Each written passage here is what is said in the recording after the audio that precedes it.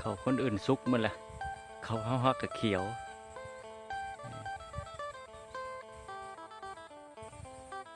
เขียวเต็มทุ่งนา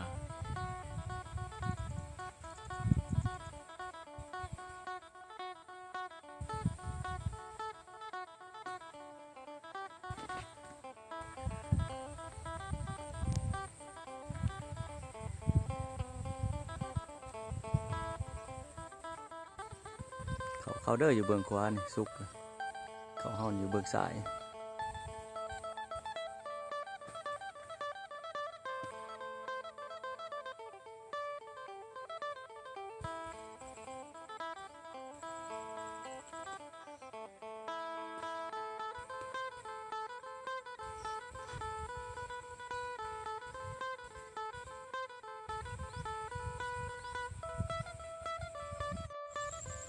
งามมาเลยเขา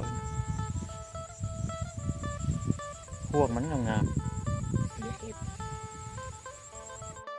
อันนี้มันอยู่เขาหน้าเนาะ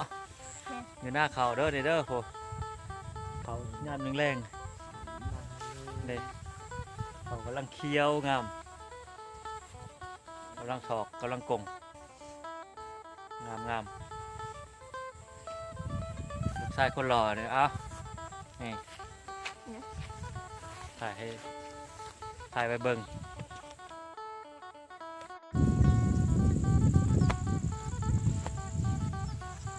เกี่ยวกุ้งมาเลยมาเกิบว่าจะบอกได้กูไปเด้นะมาหนึ่งแล้วมาเกิบนะเอาเกิบให้น้อง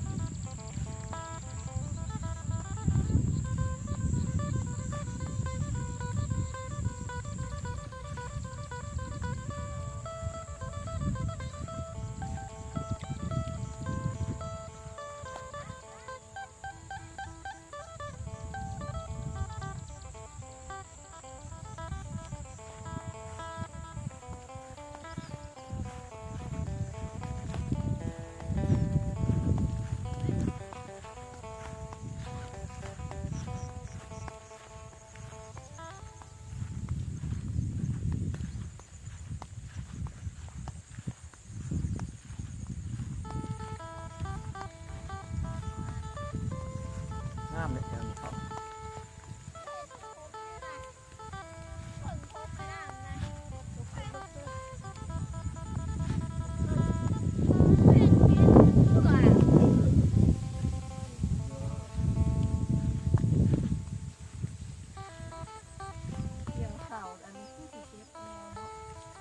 ก้ม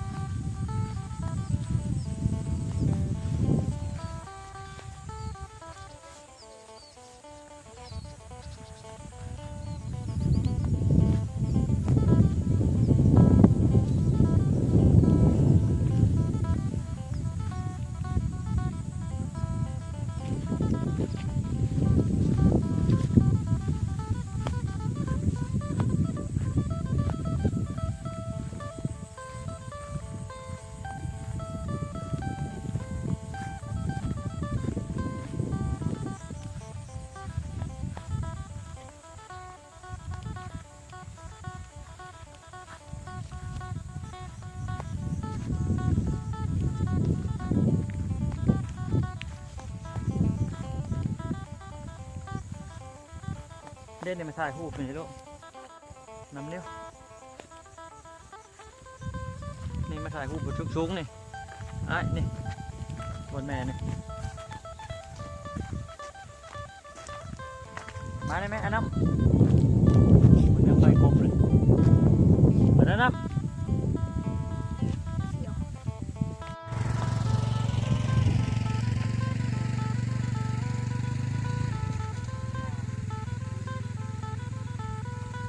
3 รอบเพื่อการเกษตรโอ้โหเท่เลยอันนี้แม่นหน้าเขาเด้อตัวเขียวๆนี่แม่นหน้าเขาตัวเขียวให้แมนมดเอาเรื่องนี้น้องสะน้ำเต็มเรื่องกับแมน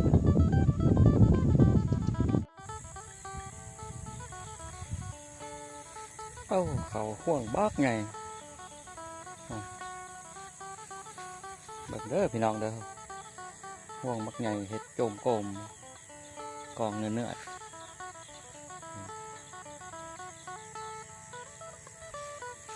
มันบดเดลีบเด้อมันดำซื่อๆบางบ่อนแม่นมด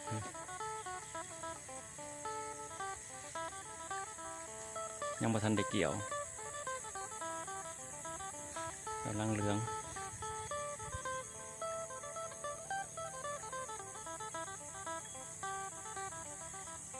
สุดระหว่างนี้หน้าก็ได้อันนี้เป็นหน้าเขาเจ้าเขาตัดมาแล้วเขาเกี่ยวมาแล้วแต่หน้าเขาบ่ทันได้เกี่ยวแม่นมดนี่เบ็ดหมดแล้วแถวนั้นแม่นมดเนี่ยทันได้เกี่ยวนี่ฮอดคันคือนี่หน้าเขาเจ้าตัดหมดแล้วหน้าเขา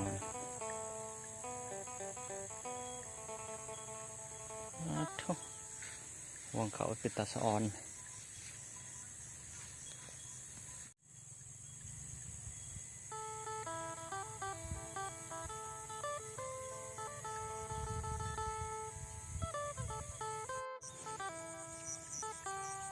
เอ้าห่วงเขาขักกันเลยจมกล่อมบัดมันขึ้นงาม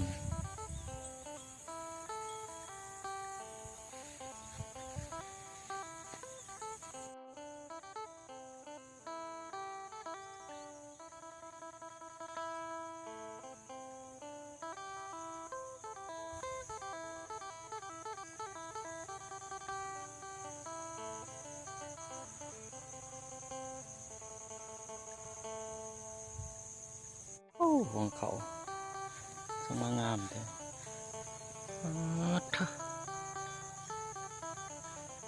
กอมไม่แต่ต้นเขา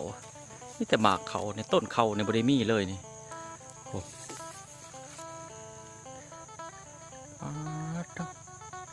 ห่วงเขาใช่ไหมปีลึกแท้เด็ขนาดบัวระบัดมาได้เด่นี่ได้ดำใส่เลยกระปะโพดห่วงเขาสมงามเลยกองเป็นกองใบแทบจะบริมีแล้วไม่แต่หมากเขาพูยังมาทันใดเหลืองอยู่พอดินแถวนี้มันสุ่ม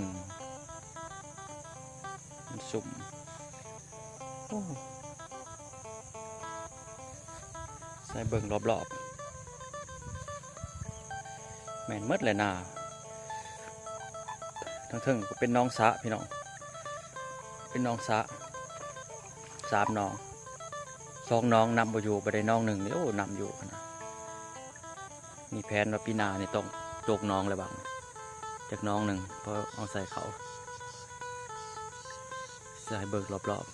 ๆเป็นตาสะออนห่วงเขาบ่แม่นถ่ายแต่บอนมันงามเลยบอนอื่นก็คือกันงามคือกันหมด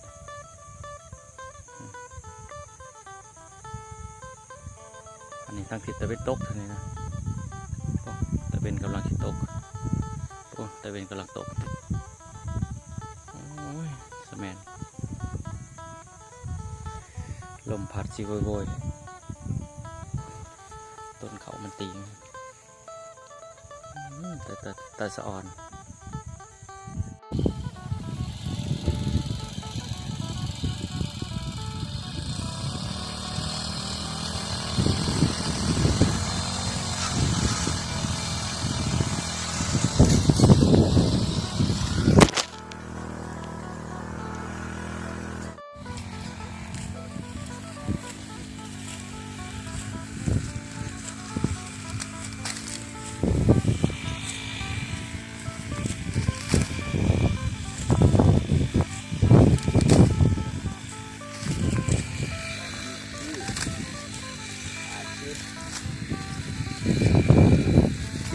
พูดแล้วพูดสิเกี่ยวเขาพี่นาเนี่ยนะนี่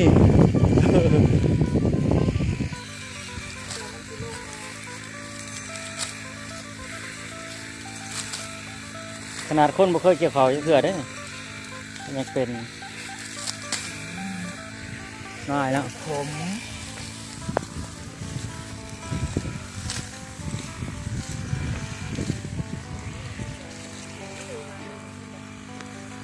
นิ้วกับเกี่ยวแล้วโลกที่เกี่ยว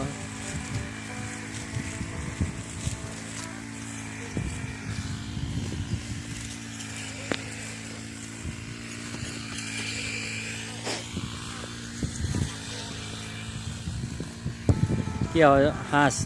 หาดวงบ่อยซื้อมากซื้อแต่3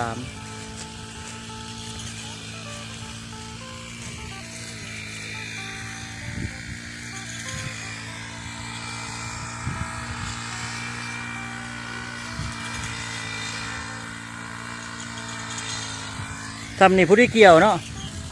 แบบมันบดทันได้สุกไปได้ขนาด รับเอาโลดลูกเอ้ย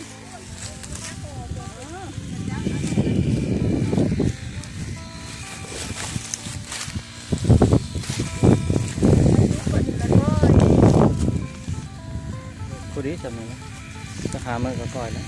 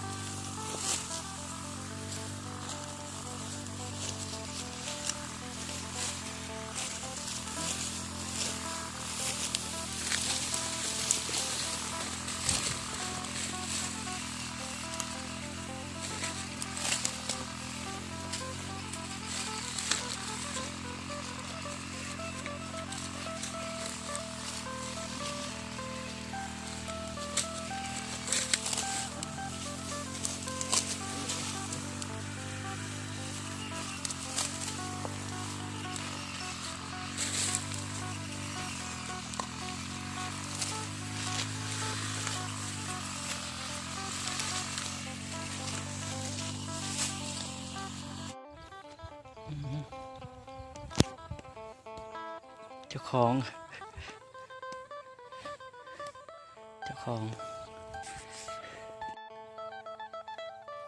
อยู่หน้าเกี